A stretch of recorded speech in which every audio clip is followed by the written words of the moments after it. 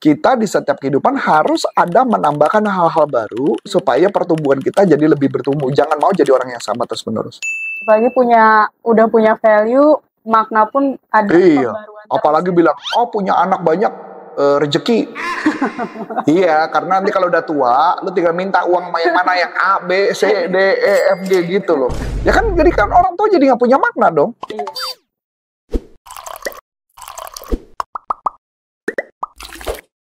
Punya trauma masa kecil, tapi katanya bisa bikin susah kaya. Emang benar? Langsung aja yuk kita tanya dengan Coach Arif. Halo Coach. Hai. Apa kabar Coach? Baik. Alhamdulillah. Oke Coach, langsung aja nih. Katanya ya Coach ya, kalau misalkan kita punya trauma masa kecil, itu susah kayanya Coach? Nah, tergantung. Tergantung. Jadi, trauma-trauma masa kecil, ada yang bisa membuat dia menjadi susah kaya, tapi ada yang berhasil bisa membuat mereka jadi kaya. Oh, berarti tergantung dari masing-masing orang ya? Tergantung masing-masing orang, karena setiap orang dalam Neuro-Linguistic Programming punya program-program dan punya nilai-nilai yang mereka anut. Saya kasih contoh, ini satu cerita yang saya pegang, dan ini menjadi salah satu cerita yang saya pakai di dalam buku saya, Rahasia Menghancurkan Mental Block, dan buku ini udah lama banget dan bestseller nasional, yaitu menceritakan tentang ada dua orang kembar. Oke.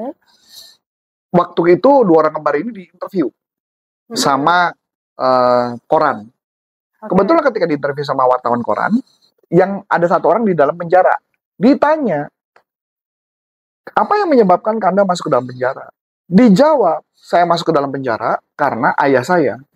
Ayah saya tukang mukul, ayah saya tukang judi, dia melakukan kekerasan dalam rumah tangga, melakukan kekerasan pada saya, sehingga saya jadi seperti ini. Saya bisa buktikan kepada ayah saya bahwa saya bisa jauh lebih gila daripada dia. Malah lebih gila. Lebih gila daripada dia. Ada satu orang lagi di interview, tapi dia adalah orang kaya raya. Yang kembarannya ditanya, apa yang membuat Anda sukses? Dia jawab, karena ayah saya. Karena ayah saya dulu tukang pukul, ayah saya tukang judi, suka mukulin saya, dan sebagainya. Oleh sebab itu, saya harus buktikan kepada ayah saya bahwa saya bisa lebih hebat dibandingkan dia. Itu dua hal yang berbeda ya? Dua hal yang berbeda di dalam kepala mereka. Apa yang bisa membuat mereka begitu? Di dalam kepala manusia ada yang namanya nilai-nilai. Ada yang namanya value, ada yang namanya belief, ada yang namanya pengalaman. Jadi setiap orang yang sama belum tentu akan hasilnya membuat dia berhasil atau membuat dia gagal. Belum tentu. Balik lagi kepada orang yang individu itu tadi. Gitu loh gambarannya. Makanya, apakah benar orang yang nggak bisa kaya di masa depan, itu bisa jadi karena dia trauma masa kecil? Bisa jadi. Tapi bisa jadi juga dia menjadi kaya raya karena trauma pribadi. Bisa. Tergantung dia memberi makna. Hanya yang kami bisa simpulkan kedua-duanya adalah yang satu, yang mungkin dia emosinya negatif banget, dia benci banget sama ayahnya, yang dia bisa menjadi kaya raya, yang jadi problem adalah dia punya emosi negatif yang akan menjadi beban hidupnya, yang bisa saja akan menyebabkan jadi penyakit. Kenapa? Kenapa menjadi penyakit? Karena dia merasa dikejar-kejar harus membuktikan seperti ayahnya. Sedangkan yang di satu pihak, sebaliknya, dia bisa jadi udah masa bodoh. Malah saya pernah dalam kisah nyata, ini kisah nyata, saya temukan ada 3 orang. Ini bukan 2, tapi 3 orang, kakak adik. Lucunya, kakaknya kaya raya, adiknya kedua enggak biasa aja, kayak ya kedua kaya raya enggak lah, biasa cukupan. Yang ketiga enggak. Kenapa? Mereka dapat penginginan yang sama tentang bahwa ketika papanya waktu bapaknya dulu masih hidup, mau pinjam uang, itu nggak dipinjam, dihina-hina. Nah ternyata itu membekas banget di kakaknya. Makanya kakaknya gila-gilaan kerja. Tahu apa yang terjadi kakaknya? Kena serangan jantung. Ya akhirnya kakaknya kena serangan jantung, ya bisa sembuh ya, untungnya ya dioperasi dan sebagainya. Tapi maksud saya mengatakan bahwa ini loh yang terjadi. Yang dimana emosi negatif itu masa kecil, itu bisa membuat trauma yang sangat besar, yang bisa membuat dia tidak sehat dalam tubuhnya. Jadi yang ideal gimana? Trauma masa kecil, lebih baik ya kita terapi, sambil dia berikan pemaknaan baru dari kejadian itu, untuk mendrive dia bisa jadi sukses. Berarti memberikan makna baru tentang kejadian itu, supaya dia bisa sukses, tapi sambil dia pun healing, sembuh. Sama kayak saya kasih contoh, saya juga dulu punya problem itu, saya punya problem ketakutan, kecemasan dan sebagainya, karena orang tua saya dokternya gila-gilaan dulu masih kecil, duit nggak nunggu di belakang rumah, Lu harus kerja keras. Jadi suami harus memenuhi kebutuhan istri, jangan bikin malu dan sebagainya, dan sebagainya. Maka saya maksimum. Tapi bagaimana dengan orang tua yang tidak pernah mendoktrin anak? Iya, kadang kan ajaran orang tua beda-beda ya. Beda-beda. Iya nggak? Ada yang bilang, syukurilah apa yang kamu miliki per hari ini. Iya. Ya nggak? Yang penting kamu bisa makan, bisa hidup, udah cukup. Ya udah, makanya apa yang terjadi? Ya udah gitu aja. Jadi, bukan hanya trauma, tetapi doktrinal itu juga bisa mempengaruhi seseorang bisa jadi sukses apa enggak. Doktrinnya dari orang tua bahkan atau orang sekitarnya. Okay. Itu bisa pengaruh banget. Makanya oleh sebab itu buat kita yang paling gampang adalah sebenarnya kita harus mengerti bagaimana cara menggunakan otak kita. Kalau memang ada trauma, memang lebih baik trauma kita bereskan. Yeah. Kita bereskan, kita rilis, tapi memberikan pemaknaan baru yang membuat kenapa dia harus bisa kerja yang dengan semangat. Sampai sini oke? Nah, ini gambarannya yang kita bisa miliki. Sama kayak saya misalkan, Tuhan udah memberkati kehidupan saya. Saya dulu banyak salah, saya punya banyak masalah.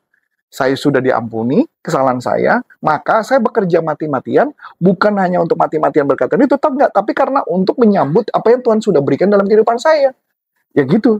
Jadi makanya kenapa setiap orang ada yang bisa sukses atau nggak sukses tergantung dari jadinya pemaknaan di dalam kepalanya. Jadi kalau misalkan mau dia udah umur berapapun, kalau misalkan emang dia udah ada niatan untuk kayak udah punya pemikiran positif lah ya coach ya, kayak ibaratnya mau berubah lah gitu, nggak mau yang kayak gini-gini terus gitu. Dia pasti kayak gimana nih caranya biar traumanya bisa hilang gitu. Iya. Itu bener-bener bisa hilang, pure hilang. Hilang.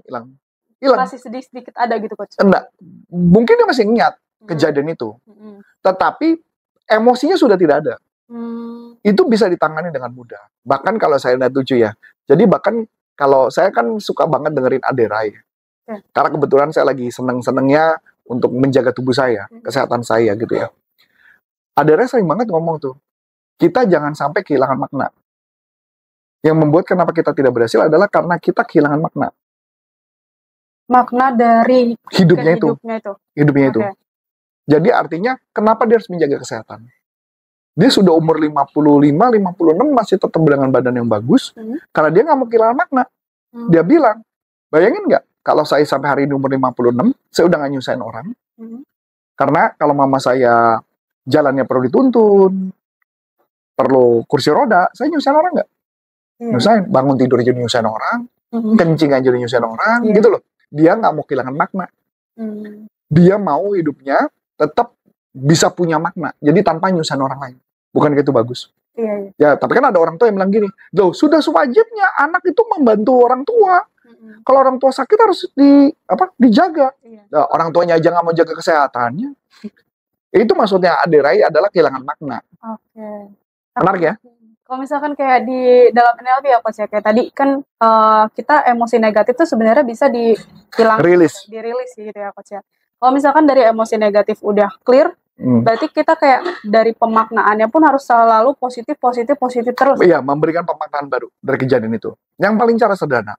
Kalau kita mau ngilangin negatif yang sederhana adalah memaafkan kejadian itu. Oh, memaafkan. Setelah memaafkan kejadian itu, berikan makna baru.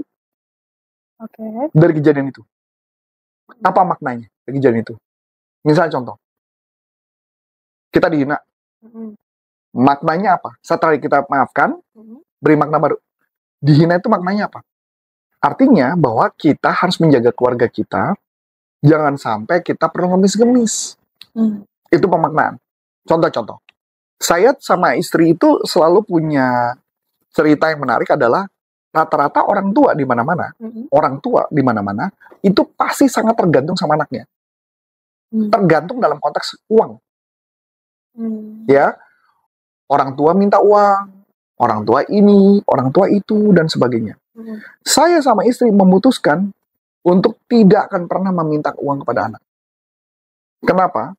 Karena kami harus punya makna.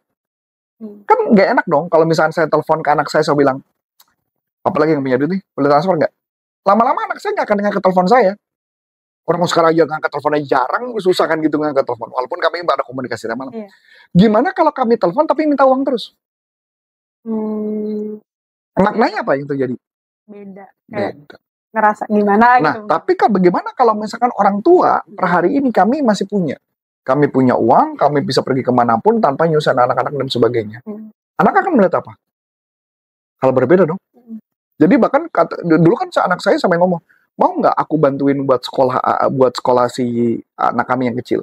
Nggak perlu. Nggak perlu. Itu untuk uang kamu. Kamu mendingan beli rumah, mendingan buat kehidupan kamu. Nah, kamu nggak selesai. Iya. Artinya, itu loh yang artinya jangan sampai mau kehilangan makna. Kalau misalkan makna itu sebenarnya kayak ibaratnya udah dari awal kita tuh didoktrin sama orang tua kah? Atau makna itu sebenarnya kayak ketika kita mau menghilangkan emosi negatif aja, Coach? Sebenarnya makna itu bisa didapat dari lingkungan sekitar. Kayak contoh ya, saya itu kan didoktrin tentang hidup sulit ya untuk jadi kaya. Tapi karena saya senang baca buku motivasi, belajar tentang New NLP dan sebagainya, saya mengubah itu. Begitu juga tentang kesehatan saya. Saya tuh sangat bisa dibilang ya, seminggu paling nggak 2-3 kali saya pasti dengerin tentang kesehatan. Saya perlu tahu tentang kesehatan. Maka saya menjaga tentang tubuh saya. Nah, itu saya dapatin dengan manfaat yang luar biasa. Jadi artinya gini, pemaknaan itu bisa dapat setelah kita belajar hal baru. Kalau kita nggak pernah belajar, kita juga nggak pernah dapat pemaknaan. Oh, oke. Hidup kita cuma gini-gini aja. Ya, istilahnya gini loh ya, kalau istilahnya yang paling saya suka adalah istilah dari Robert Kiyosaki. Orang itu hidup tuh kayak tikus. Kayak tikus. Istilahnya dia rat race. Artinya kayak perlombaan tikus. Yang dimana kehidupan itu menurut dia, ibaratnya maze, tahu maze? Kayak apa tuh yang jalan yang muter-muter gitu, kalau teka-teki kan ada tuh yang apa namanya ya, pokoknya istilahnya labirin ya, ada masuk ke labirin, nyari jalan itu. Tahu nggak? Tikus itu kerjanya kayak gitu. Cuman kerjanya adalah cari makan, terus tidur, cari makan, terus tidur, cari makan, tidur, punya anak, begitu aja bolak-balik. Iya. Terus makna hidupmu apa? Nggak ada kan? Iya. Sama kayak tikus kan? Ya sekarang gue tanya, bangun pagi, sholat, berangkat kerja kan? Bisa saya kerja, beri makna nggak di pekerjaan? Bisa iya, bisa enggak. Kalau nggak beri makna, ya berarti kan kerja cuma hanya kerja aja. Berhasil apa enggak kan nggak pusing. Yang penting gue udah kerja. Berarti nggak ada makna dong. Sedangkan kalau saya ketika bekerja, memberikan makna. Supaya apa? Supaya kita dapat value lagi yang lebih dan lebih dan lebih. Misalnya contoh, saya misalnya aslinya tidak istilahnya anggaplah katakan introvert, saya harus naik lagi level berikutnya untuk jadi ekstrovert. Contoh lagi, saya ngambil stand up comedy kan, saya belajar stand up comedy nanti di bulan Oktober. Ngambil sama Panji Pragiwaksono. Pertanyaannya, kenapa? Karena saya hidup tuh perlu makna. Jadi ada makna baru yang saya tambahkan. Jadi gitu ya. Hidup tuh harus bermakna, jangan hidup ya. Sebenarnya kalau saya nggak belajar stand up comedy boleh nggak? Ya boleh aja. Tapi hidupnya itu aja, flat gitu loh. Jadi hidup tuh harus berikan makna. Terus kalau nggak, apa yang terjadi? Udah malam kan? Kamu pulang. Udah pulang, tidur. Besok pagi kerja lagi kan? Bukan kayak tikus. Bener nggak? Mana makna hidupnya?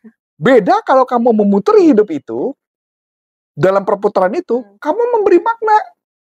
Dari setiap yang dia lakuin ada makna. Ada makna baru. Misalnya yang kamu lakukan, ada progres nggak dalam kehidupanmu?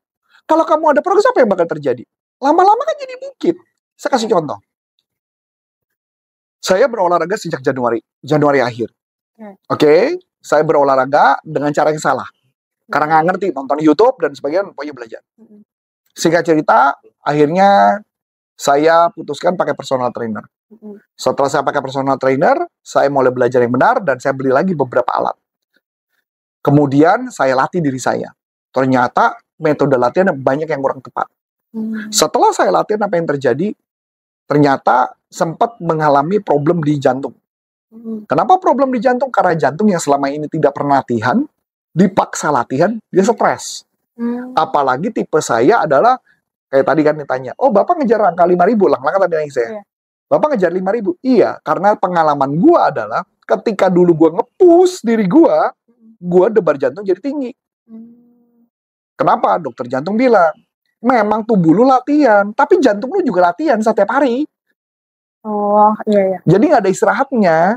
Nah, makanya saya lebih baik apa mainnya? Mainnya pelan-pelan. Saya olahraga, beban 1 jam per hari, ditambah berjalan 5.000. Setelah 5.000, nanti pelan-pelan saya naikin lagi jadi 5.500. Naikin jadi 6.000. Konsisten dulu selama 1 bulan. Saya coba dulu konsisten.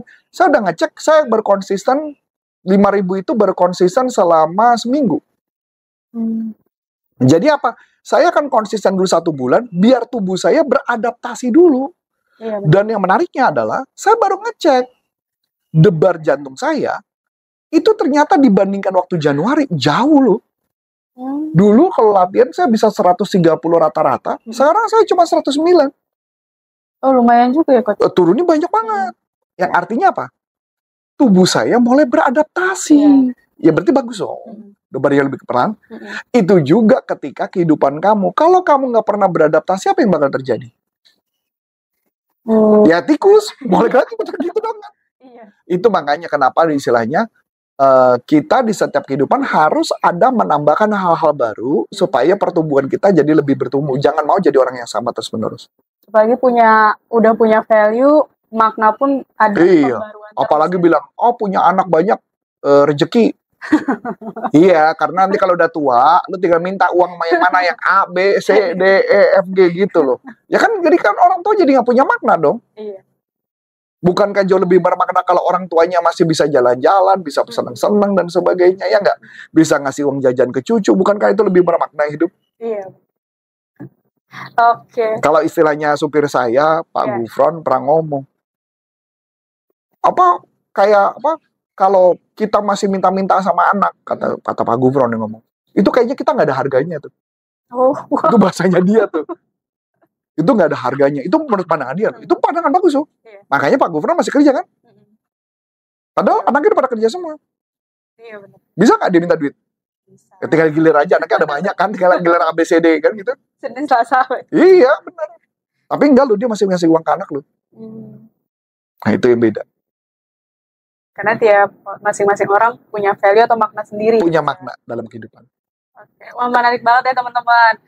Teman-teman di sini yang udah nonton, punya makna apa nih sampai detik ini? Kalau misalkan memang masih ada emosi negatif, coba diberi makna positif dan coba memaafkan dari trauma yang dahulu pernah dialami.